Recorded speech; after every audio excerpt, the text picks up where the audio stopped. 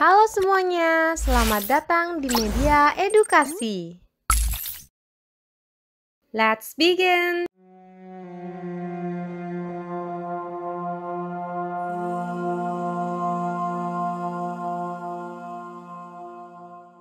Assalamualaikum warahmatullahi wabarakatuh.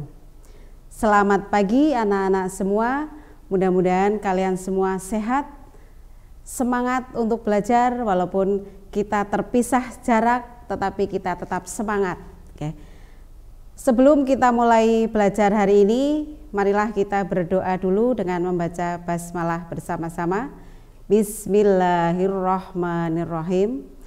Baik, untuk pelajaran hari ini kita akan belajar tema 1, subtema 4 tentang hidup rukun di masyarakat.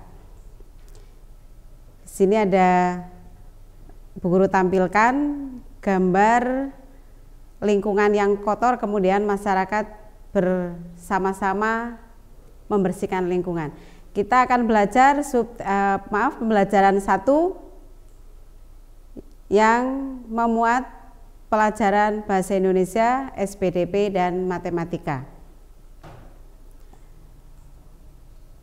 Marilah kita belajar. Setelah pembelajaran ini selesai, Bu Guru harapkan kalian semua nanti bisa menyebutkan kalimat penolakan yang ada dalam bacaan yang akan Bu Guru sajikan nanti. Kalian juga nanti bisa menuliskan, menyebutkan kalimat penolakan dari teman atau dari orang lain. Kemudian bisa membedakan hasil prakarya dengan bahan yang berbeda. Kemudian nanti Bu Guru juga mengharapkan kalian bisa menjumlah 2 bilangan menggunakan cara panjang dan cara pendek. Baik, kita lanjutkan. Yang pertama, Bu Guru akan membacakan sebuah bacaan. Kalian bisa baca atau bisa lihat bacaannya. Judulnya Membuang Sampah di Tempat Sampah. Bu Guru bacakan ya, kalian silahkan menyimak, mendengarkan bacaan yang akan Bu Guru bacakan. Udin selalu menjaga kebersihan. Sampah-sampah yang berserakan dibuang di tempat sampah. Sebaliknya, Badu tidak menjaga kebersihan rumah. Badu membuang sampah di dalam got. Buang saja sampahmu ke dalam got dekat rumah, ajak Badu kepada Udin. Tidak mau nanti air gotnya menjadi tergenang dan bau, jawab Udin. Badu menyadari bahwa perbuatannya tidak baik. Ia kemudian meminta maaf kepada Udin. Badu juga berterima kasih kepada Udin karena sudah mengingatkan agar tidak membuang sampah sembarangan. Itulah bacaan membuang sampah di tempat sampah. Dari bacaan tersebut, silahkan kalian juga perhatikan, kita bisa menemukan ada kalimat yang merupakan kalimat penolakan. Udin menolak ajakan Badu untuk membuang sampah di got. Kalimatnya di situ berbunyi tidak mau nanti air got menjadi tergenang dan bau. Lah itu merupakan kalimat penolakan yang disampaikan oleh Udin kepada Badu. Nah, kalian juga mungkin pernah ya menyampaikan kalimat penolakan. Misalnya ada teman mengajak untuk langsung pergi main setelah pulang sekolah, padahal kalian belum berpamitan kepada orang tua. Kalian bisa menyampaikan kalimat penolakan tersebut. Nanti kalian bisa menulis di buku kalian masing-masing ya. Kalian tuliskan kalimat penolakan yang kalian sampaikan kepada teman apabila misalnya ada teman mengajak untuk langsung pergi main setelah pulang sekolah tanpa pamitan. Tentunya kalian tidak mau ya. Nah, silahkan nanti kalian tulis tuliskan kalimat penolakan kalian kepada teman itu tadi. Kemudian setelah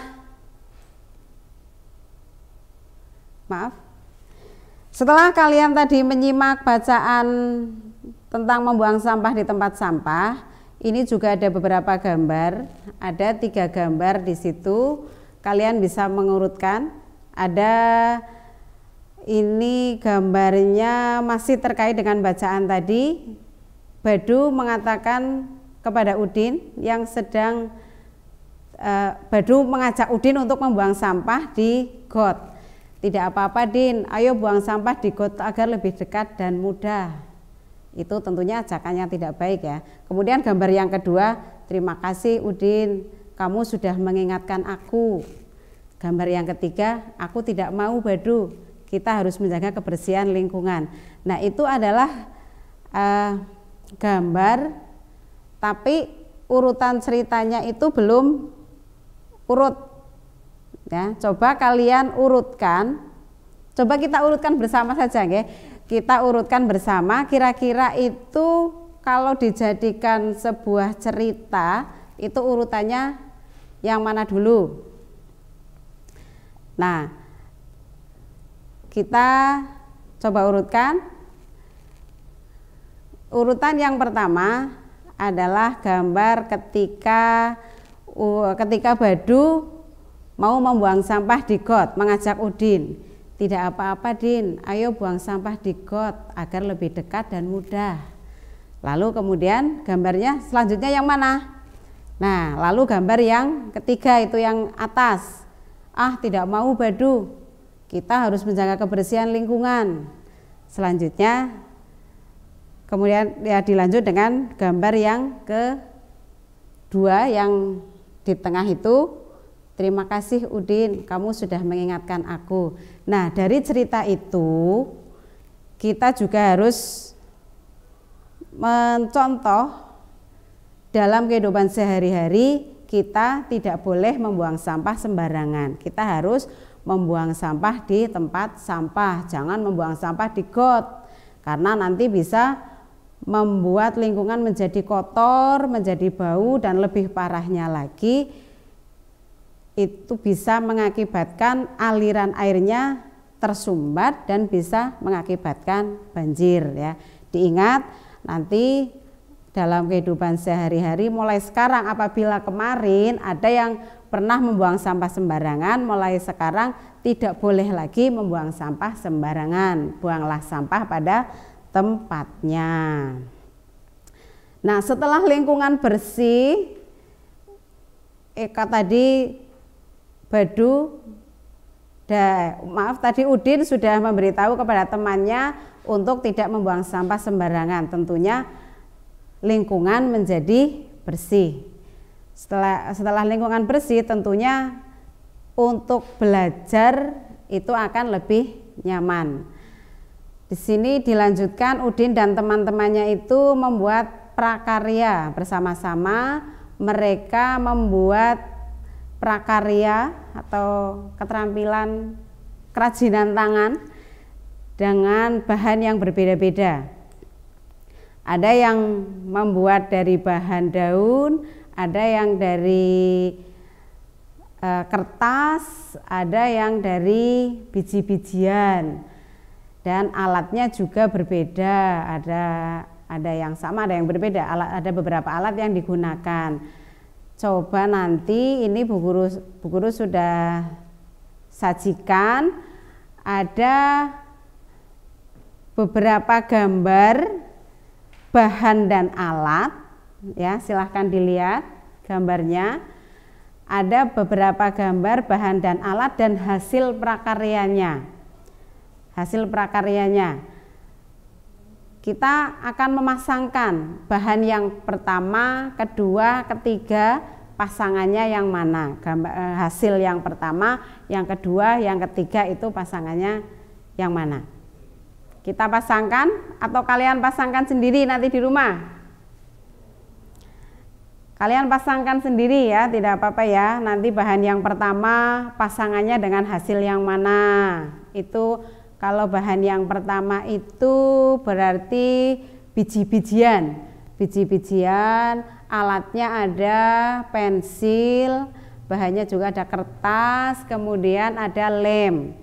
Lalu yang kedua bahannya itu kertas warna, kemudian alatnya itu juga ada lem. Jadi mungkin alat kertasnya nanti itu tidak digunting tapi disobek-sobek kecil gitu ya. Kemudian yang ketiga bahannya itu daun. Daun dari, ada daun kering dan ada daun yang masih segar berwarna hijau. Kemudian alatnya ada gunting, ada pensil. Lah, itu nanti kalian pasangkan ya. Bahan pertama kira-kira jadi prakaryanya itu seperti apa, yang mana. Tinggal digaris saja. Dari yang pertama digaris dipasangkan ke hasil yang mana. Bahan yang kedua dipasangkan dikasih apa itu garis ke gambar yang mana. Lalu bahan yang ketiga nanti dipasangkan lagi ke garis ke hasil prakarya yang mana. Nanti kalian pasangkan di buku kalian ya. Tuh. Selanjutnya tadi ketika kalian tadi sudah memasangkan prakarya itu, lah Udin tadi, Udin juga membuat prakarya, Udin dan Mutiara juga membuat prakarya dari biji-bijian. Udin menggunakan biji-bijian hingga 239 butir, sedangkan Mutiara menggunakan biji-bijian sebanyak 185 butir. Nah, kalau kalian tentunya sudah mempelajari tentang penjumlahan ya, pada pelajaran sebelumnya kalian sudah mempelajari tentang penjumlahan. Nah, dari biji-bijian yang dipakai oleh Udin sejumlah 239 dan yang dipakai oleh Mutiara sejumlah 185 butir, kalau kita hitung menggunakan, kalau kita gambarkan atau kita hitung menggunakan gambar kubus satuan, maka akan tampil gambar seperti ini. Udin bijinya itu ada 239, ada kubus ratusannya 2, kubus puluhannya 3, kubus satuannya 9. Kemudian biji yang dipakai oleh Mutiara ada 185. Kalau digambarkan menggunakan kubus satuan, kubus ratusannya ada 1, kubus puluhannya ada 8, dan kubus satuannya ada 5. Kalau dijumlahkan hasilnya 424. Nah, bagaimana caranya kita menghitung dari 239 ditambah 185 itu menjadi 424? Kita bisa menghitung bilangan itu dengan dua cara, yaitu penjumlahan cara pendek dan penjumlahan cara panjang. Yang pertama Bu Guru sampaikan dulu ya, penjumlahan cara pendek. Jadi ditulis dengan cara bersusun. 239 ditulis dulu, kemudian bawahnya 185, dan harus diingat itu nulis bilangannya harus lurus satuan dengan satuan sesuai nilai tempatnya. Satuan lurus dengan satuan, puluhan dengan puluhan, ratusan dengan ratusan. Nah, mengapa jadi 424? Caranya adalah kita jumlah dulu satuannya. Oh maaf, di situ ada yang salah nulis ya. satuannya. Di situ tertulis 9 ditambah 4, harusnya 9 ditambah 5, maaf. 9 ditambah 5 sama dengan 14. Nah, 14 ditulis di bawah itu, ditulis 4 satuannya. Lalu 1 puluhannya, 14 itu kan 1 dan 4. 1 puluhan, 4 satuan. 4-nya ditulis yang satuan, lalu yang puluhan disimpan di kelompok puluhan. Itu sudah Bu Guru tulis menggunakan warna merah untuk mengingatkan. Lah, kemudian selanjutnya langkah kedua, dijumlahkan puluhannya. Tadi yang simpanan yang 1 itu ikut dijumlahkan. 1 ditambah 3 ditambah 8. Jumlahnya berapa? 12.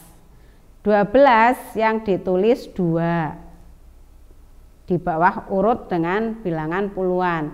Lah yang satunya kemana? Yang satunya disimpan lagi di barisan, karena tadi yang dijumlahkan kan puluhan ya, 30 ditambah 80, 3 ditambah 8, oh maaf 1 ditambah 3 ditambah 8 itu sama dengan 12, ditulis 2, lalu satunya disimpan di kelompok ratusan. Itu Bu Guru tulis pakai warna merah lagi untuk membedakan bahwa itu adalah bilangan yang simpanan dari yang sebelumnya. Kemudian langkah yang ketiga, 1 yang simpanan tadi ditambah 2 ditambah 1, jumlahnya 4, maka jumlahnya adalah 424 ya. Itu yang penjumlahan cara pendek. Kemudian yang selanjutnya tak muncul. Penjumlahan cara panjang yang kedua. 239 kita uraikan. 239 itu terdiri atas 200 ditambah 30 ditambah 9. Kemudian 185 itu adalah 100 ditambah 80 ditambah 5. Nah, kalau sudah diuraikan seperti itu, tinggal dijumlah. 200 ditambah 300. Maaf, itu kurang 1 nulisnya. 200 ditambah 100 sama dengan 300. Maaf, itu nulisnya kurang 01, harusnya 300 ditambah, kemudian yang puluhan ditambahkan juga 30 ditambah 80 sama dengan 110. Lalu satuannya juga ditambahkan atau dijumlahkan, 9 ditambah 5 sama dengan 14. Lalu nah, tapi di situ masih ada bilangan yang merupakan gabungan dari ratusan dan puluhan dan satuan. Maka kita uraikan lagi. 300 sudah 300. 110 itu kita uraikan lagi menjadi 100 ditambah 10. Kemudian 14 juga itu masih gabungan dari puluhan dan satuan. Itu kita uraikan lagi menjadi 10 dan 4. Menjadi 300 ditambah 100 ditambah 10 ditambah 10 ditambah 4. Nah, baru itu kita jumlahkan lagi. 300 tambah 100 sama dengan 400, 10 ditambah 10 sama dengan 20, kemudian satuan 4 itu satuan 4 berarti ditambah 4. Maka menjadi 400 ditambah 20 ditambah 4, jumlahnya 424. Jadi kesimpulannya untuk menjumlahkan bilangan, 2 buah bilangan itu menggunakan cara pendek dan cara panjang, hasilnya sama. Itu terbukti 239 ditambah 185 dihitung menggunakan penjumlahan cara pendek, hasilnya 424, dihitung menggunakan cara panjang pun hasilnya sama, 424 ya. Sampai di sini sudah paham ya tentang penjumlahan bilangan, 2 bilangan. Setelah itu kita juga akan mencari tahu dari biji-bijian yang dipakai Udin dan Mutiara itu selisihnya berapa.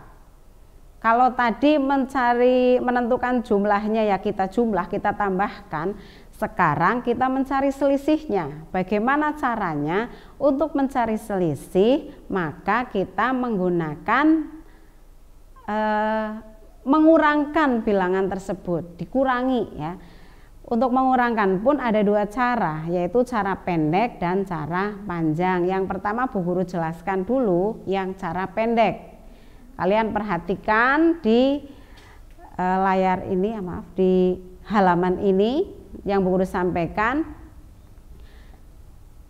Tadi biji-bijian yang dipakai oleh Udin adalah 239, yang dipakai Mutiara 185. Selisihnya berapa? Nah, kita akan mengurangkan bilangan itu dengan cara pendek. Kita tulis bersusun seperti tadi waktu penjumlahan cara pendek. Disusun ditulis bersusun 239 dikurangi 185. Caranya berarti karena ini ada bilangan satuan, puluhan, dan ratusan, maka ada 3 langkah. Yang pertama dikurangkan dulu satuannya. Di situ 9 dikurangi 5 sama dengan berapa? Ya, 9 dikurangi 5 sama dengan 4. Maka kita tulis di bawah itu 4 lurus dengan satuan. Lalu langkah yang kedua puluhannya. Di situ puluhannya 3 dan 8. 3 dikurangi 8 bisa atau tidak? 3 itu lebih sedikit dari 8, maka tidak bisa untuk langsung dikurangi, langsung dikurangkan itu nggak bisa. Maka ini harus menggunakan teknik meminjam. Siapa yang meminjam ke siapa? Nah, 3 dikurangi 8 kan tidak bisa ya tadi ya. Maka supaya bisa dikurangkan 3 itu meminjam 1 ke bilangan yang ada di depannya, yang bilangan 2 itu. 3 meminjam 1 yang di depannya, tapi bukan menjadi 3 ditambah 1 jadi 4, tapi satunya itu kan beda nilainya ya. 3 itu tadi nilainya 30, kalau pinjam 1 itu nilainya ke ratusan, jadi nilainya 100, maka menjadi 130. Atau di situ tertulisnya 1 pinjam ke depan 1 menjadi ditambahkan di depannya jadi 13. Maka kalau sudah menjadi 13 sudah bisa dikurangkan dengan 8, sudah bisa dikurangi 8. 13 dikurangi 8 sama dengan 5. Maka 5 ditulis di bawah yang kelompok yang baris di puluhan itu. Lalu yang ketiga, langkah ketiga tinggal bilangan yang paling depan yang ratusan. Lah itu kan 2 tadi sudah dipinjamkan ke yang belakang itu 1, maka 2-nya itu tinggal 1 ya. 1 dikurangi 1 berapa? Habis. 1 dikurangi 1 0. Cuma 0 di depan itu boleh ditulis atau tidak ya tidak apa-apa. Maka menggunakan cara pendek 239 dikurangi 185 hasilnya 54. Diingat ya, hasilnya 54. Kita coba menghitung selisih itu menggunakan cara panjang. Ini 239 kalau diuraikan itu menjadi 200 ditambah 30 ditambah 9. Diperhatikan tulisannya. 185 itu adalah 100 ditambah 80 ditambah 5. Atau karena di situ nanti kalau dikurangi itu satuan, nanti puluhannya itu nggak bisa, itu bisa penguraian bilangannya itu kita coba dulu ya, 9 dikurangi 5 dari satuannya, 9 dikurangi 5 itu bisa sama dengan 4. Tapi 30 dikurangi 80 kan tidak bisa. Maka 30 itu pinjam ke depan. Pinjam ke depan karena yang depan yang dipinjami itu nilainya 100. Jadi menjadi 130. Itu Bu Guru tulis di sampingnya. 30 tidak bisa dikurangi 80. Maka 30 itu pinjam 1 ke depan, tapi yang dipinjam itu nilainya bukan 10 menjadi 40, bukan, tapi yang dipinjam itu karena yang dipinjam itu bilangan ratusan, nilainya itu 100 menjadi 130. Baru bisa dikurangi 130 dikurangi 80. Itu 50. Kok itu yang sebelah kanan tulisannya 54 ya? Harusnya 130 dikurangi 80 hasilnya 50. Kemudian baru yang ratusan dikurangi, tadi 200 sudah dipinjam 100 ke belakang, jadi tinggal 100 dikurangi 100, 0. Perhatikan yang sebelah kiri. Jadi kalau dikurangkan menjadi 0, hasilnya 0 ditambah 50 ditambah 4 sama dengan 54. Jadi 239 dikurangi 185 menggunakan cara panjang, hasilnya sama dengan yang menggunakan cara pendek tadi, yaitu 54.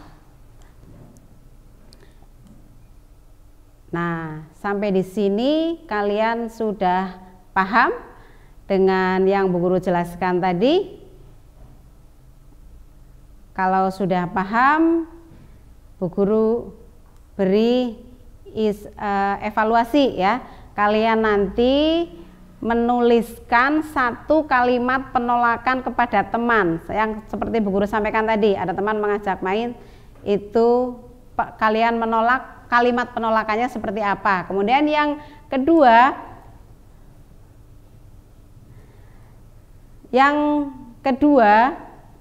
nanti kalian menghitung, ada 4 soal yang Bu Guru sajikan di sini.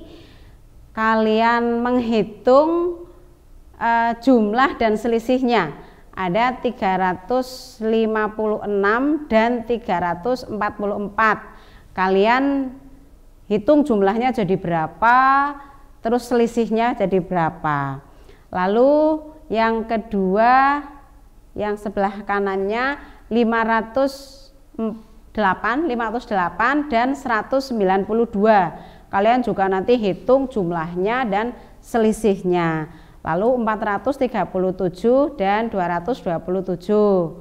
Lalu 189 dan 511. Kalian nanti tulis di buku tulis kalian masing-masing, itu dikerjakan, dihitung jumlahnya berapa. Ada 4 soal itu, jumlahnya berapa, berarti kan dijumlahkan 2 bilangan itu. Lalu selisihnya ada berapa, caranya tadi dikurangkan 2 bilangan itu. Bilangan yang pertama dikurangi dengan bilangan yang kedua. Silahkan nanti kalian menulis dan diserahkan kepada Bu Guru. Dikerjakan dengan 2 cara ya, menjumlahkannya juga dengan 2 cara, cara panjang dan cara pendek. Mengurangkannya atau mencari selisihnya juga menggunakan 2 cara, yaitu cara panjang dan cara pendek. Kemudian untuk yang evaluasi bahasa Indonesia tadi, tidak harus penolakan seperti yang Bu Guru sampaikan tadi, ketika ada teman mengajak main saat pulang sekolah tetapi belum izin sama orang tua, itu kan tadi yang Bu Guru contohkan seperti itu. Penolakannya bagaimana? Tidak harus dengan permasalahan yang seperti itu. Misalnya ada teman ngajak keluar kelas pada saat pelajaran misalnya, atau ada teman ngajak melihat hasil pekerjaan orang lain, bukan hasil pekerjaan kita sendiri misalnya. Atau dengan masalah-masalah yang lain. Kalian bisa tulis kalimat penolakannya, tulis 1. Atau kalau kalian mungkin pernah mengalami ada beberapa peristiwa yang kalian tidak setuju dan kalian menolaknya, bisa kalian menulis lebih dari satu kalimat penolakan tersebut. Bisa ditulis, nanti disampaikan kepada teman-teman di depan kelas, ditunjukkan atau disampaikan kepada teman-teman. Dan jangan lupa juga untuk tugas yang satunya lagi itu tadi yang sudah Bu Guru sampaikan di tengah pembelajaran, yaitu membedakan atau memasangkan dari hasil prakarya dengan bahan dan alat yang berbeda, hasilnya itu seperti apa. Dari bahan biji hasilnya yang mana, tadi kan sudah Bu Guru sampaikan ya. Kalian juga bisa lihat lagi di buku tema ada di situ, kalian pasangkan dari bahan biji misalnya hasilnya yang mana, yang kertas hasilnya yang mana, kemudian yang daun hasilnya yang mana. Demikian, silahkan untuk mengerjakan tugas yang Bu Guru sampaikan. Selamat belajar, tetap semangat, dan di masa pandemi seperti ini di mana kita terpisah oleh jarak, jangan patah semangat ya, tetap semangat untuk belajar. Dan jangan lupa di rumah untuk selalu menjaga kesehatan, menerapkan protokol kesehatan, memakai masker, menjaga jarak, mencuci tangan pakai sabun dan air yang mengalir, menghindari kerumunan, dan mengurangi untuk bepergian. Dan tentunya jangan lupa untuk selalu bahagia sehingga imun kita, daya tahan tubuh kita menjadi lebih kuat. Demikian untuk pembelajaran hari ini. Selamat belajar dan tetap semangat. Sekian. Wassalamualaikum warahmatullahi wabarakatuh.